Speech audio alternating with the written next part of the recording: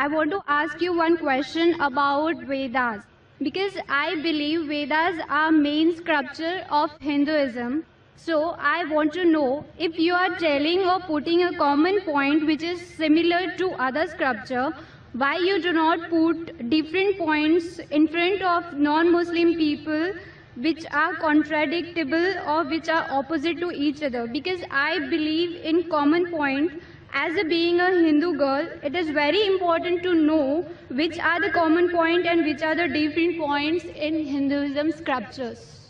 Sisters ask a very good question. She said that I quoted the Vedas, I did point out similarities. Why don't I speak about differences? And she wants to know the similarities as well as differences. Sister, if I can give a talk on similarities between Islam and Hinduism for a few hours, I can give a bigger talk and a longer talk on differences between Islam and Hinduism.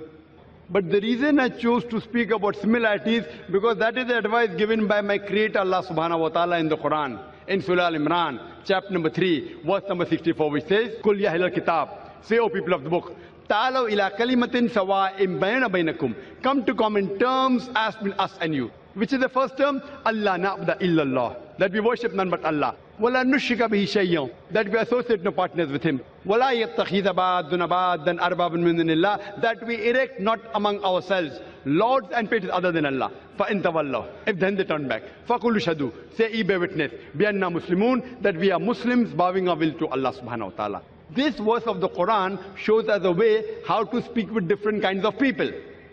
Come to common terms as between us and you. Which is the first term? The most important term is Allah na'budu illallah, that we worship none but one Almighty God.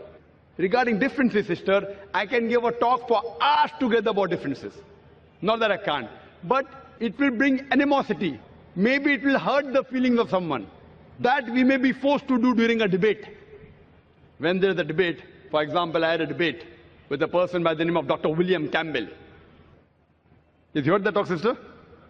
Yeah, I have seen your videos. So that talk was talking about differences between Christianity and Islam. Why? He wrote a book saying there are 30 scientific errors in the Quran. And for 8 years, no Muslim replied. In USA, it became a hot seller. So the students of US, they called me and we had a dialogue. The topic was Quran and Bible in the light of science. Whatever allegations they had against the Quran, I replied to all. I posed 38 points from the Bible, which is against science. He could not reply to any. So in a debate, I may have to do that. If I have a debate with a Hindu scholar who says that Vedas are completely with science, so then I can talk about the unscientific things. But if I talk about differences, maybe you may feel offended.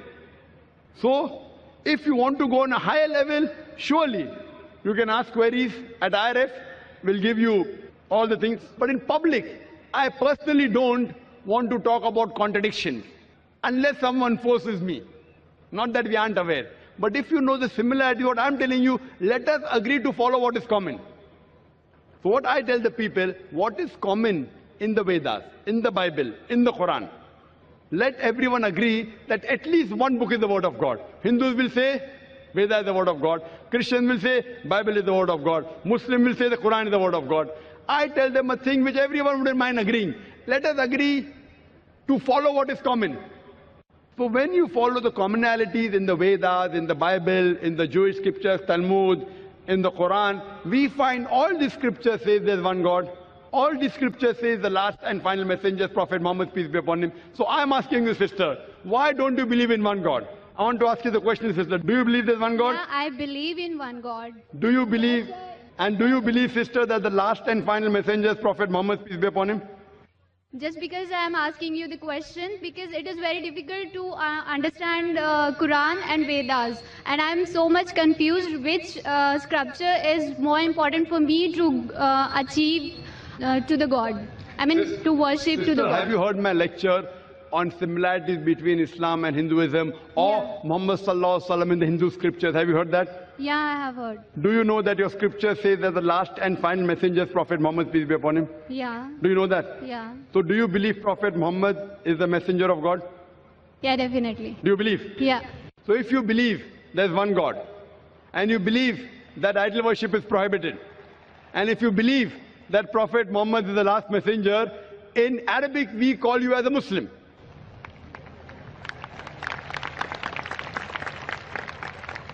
Sister, do you believe in one God? Yeah, I believe in one God. Do you believe there's no idol worship? Yeah. Do you believe that Almighty God has got no images? Yeah. You believe that? Yeah.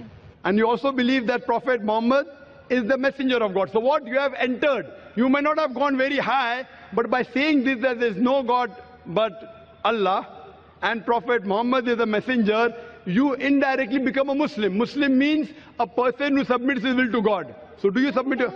But I am indirectly Muslim, no? If Vedas telling the same thing and Quran telling the same thing. So Yes. which... If you're indirect also, no problem. Indirect also, you're most welcome. Whether you come direct or indirect, we welcome you, sister. Now, you know what is common. Now, if your Veda says that the last and final messenger is Prophet Muhammad, peace be upon him, and you have to follow him. So by following Prophet Muhammad, you're indirectly following the Vedas also. Then you have to find out what did Prophet Muhammad say. Then you have to read the hadith. But slowly, slowly. So now you're in nursery, then junior KG, then senior KG, then first standard, then you'll reach standard 10. But have you taken admission, I want to know. That do you agree that you're a Muslim? Muslim means a person who submits his or her will to God. Why it is important that the person who are believing in one God, he is called or she is called a Muslim? Yes, why? Muslim means a person who submits his will to God. And the first important creed to submit your will to God is believe there's one God, believe there is no idol worship, and believe Prophet Muhammad is the messenger. If you say this, that means you have agreed to submit. And then it takes time. Then you go to standard 1, then slowly you may know what is required about fasting, about charity, not to rob, not to steal. All this comes later. But do you agree to submit your will is important. And do you agree to follow the teachings of Prophet Muhammad is important, what I want to ask you, sister. Yeah, I agree. So would you like to say the Shahada? Shahada means, would you like to say in Arabic that there is no God but one God and Prophet Muhammad is the messenger? Yeah, there is a one God. And the Prophet Muhammad is the last prophet. MashaAllah. MashaAllah, sister. Congratulations. I would just say it in Arabic and I want you to repeat it. You know what you have said is the same thing. But I want to ask you, sister, is anyone forcing you to say this? No, no one. Is anyone putting pressure? No. It is completely out of your free will. Yeah. Okay, sister. I say in Arabic, just repeat it. Ashhadu Ashhadu Allah Allah ilaha ilaha illallah illallah wa ashhadu wa ashhadu anna anna Muhammadan Muhammadan abduhu abduhu wa rasuluhu. wa rasuluhu. I bear witness. I bear witness I bear witness that there is no God that there is no God but Allah but Allah and Prophet Muhammad, and Prophet Muhammad, peace be upon him, peace be upon him, is the servant is the servant and messenger of Allah. and messenger of Allah. MashaAllah. Thank you. I congratulate you, sister.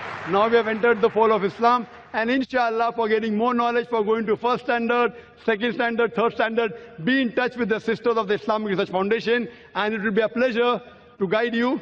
And if you have any queries regarding Quran, regarding Islam, you're most welcome to ask. If you have any queries even regarding Hinduism, Yeah. etc., most welcome, sister. And I pray to Allah subhanahu wa ta'ala that may He grant you Jannah, sister.